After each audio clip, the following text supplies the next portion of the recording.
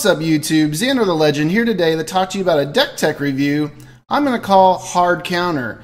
Hard Counter is going to be a deck focused around Hardened Skells and the renowned mechanic that's coming out in Origins. In case you're unfamiliar with Hardened Skells, it's an enchantment from Khans. If one or more +1/+1 counters will be placed on a creature you control, that many +1/+1/+1 counters are placed on it instead. So what that's going to allow us to do between Renown and Bolster mechanics, it's just going to allow us to overtake the board with really small threats that get really big to our opponents, with some great removal options as well. The cards that kind of got spoiled today and over the last couple of days is Citadel Castellan. For one uncolored, a green, and a white, we get a creature human knight that's 2/3 that has Vigilance and, more importantly, Renown 2. This is going to allow her to be on turn 4, possibly a 4/5 or even a 5/6 with Hardened Skells on the board. That kind of vigilance and power, and only going to get bigger from there. Another renowned character that came out today is Valorian Wardens. It's a 2 uncolored and a green for a 1/3 human monk with a Renown 2. But the real critical thing to this card isn't that it's going to be a 3/5 or possibly a 4/6. It's that it's going to be whenever a creature you control becomes renowned, you get to draw a card.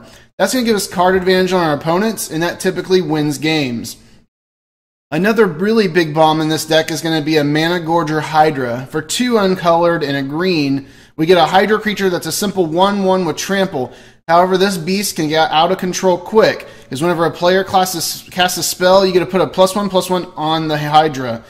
If you got some hardened Skells on the table with this can grow out of control within 2 turns easily and win you a game.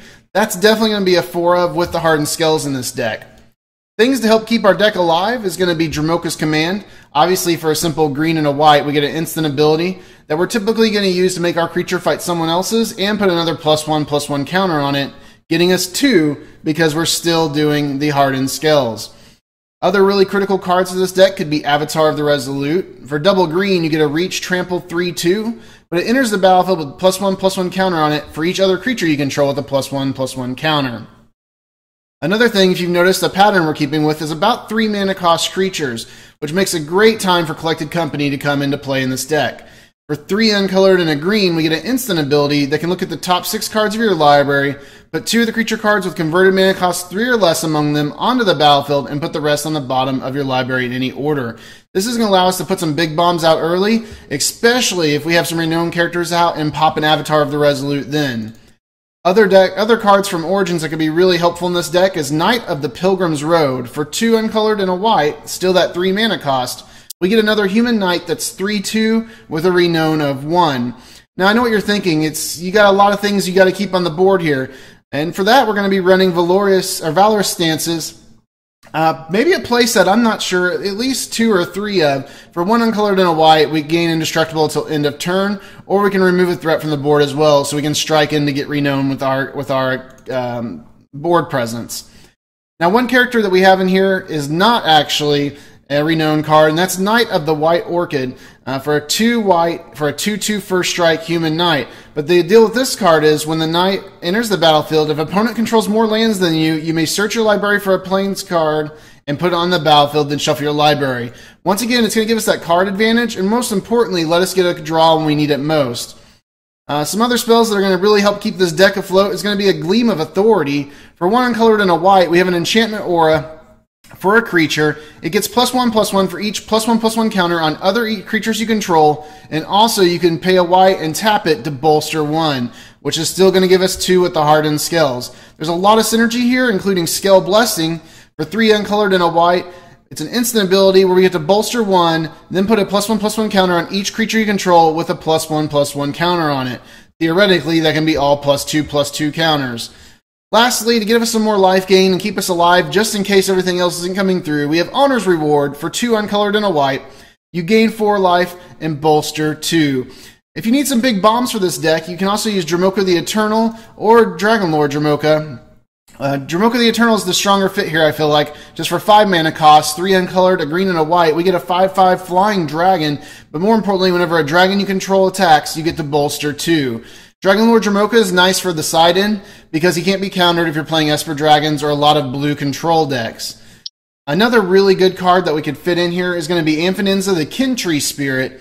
Being 2 white for a 2/2, But the most important thing about her is whenever another non-creature token enters the battlefield, you're going to get the bolster 1 as well. Being a legendary creature, she might be a 1 or a 2 of, but we're gonna decide. The last really big bomb, I feel like, from playing him in Abzan and just seeing him played, and I draft him all the time, is Warden of the First Tree. A single green for a 1/1. It takes a little bit to get him going. If you get to do the third ability on his card, which is 3 uncolored, and it's going to be triple white in this case, he's a spirit, but he gets +5, +1/+1 counters on him. If we have Hardened Scales out, even a 1 of, he's going to be a 13/13, right? At the end of that turn, because he's going to get +10/+10. It's going to be a really solid deck. If there's a card I've missed that you thought about adding this, let me know in the comments down below. This can run traditional cards like End of Hostilities for more control. You could put in a Fleece Laying Lion because, man, if he gets some bolsters and goes indestructible, really hard to deal with. And then one last exciting change that you could do to this deck, which I'll definitely be running at least a 1 or 2 of in mine, is a Kython, the Hero of Akaros, or also known as Gideon the Battleforged. For 1 white, you get a 2/1 that has an ability to go indestructible until end of turn. But more importantly, it can turn into a Planeswalker. That's just something to be reckoned with. Guys, that's it for today. Make sure you subscribe and leave me a comment down below. Let me know what you think about this deck and what you thought about this video so we can do more of these in the future. Thanks for watching and have a great day. Thanks for watching the video. If you haven't subscribed yet, what are you waiting for? Join the Legendary team today to be the first to see all new product openings and reviews. Also, don't forget to add me on your social networks, and as always, keep playing Magic.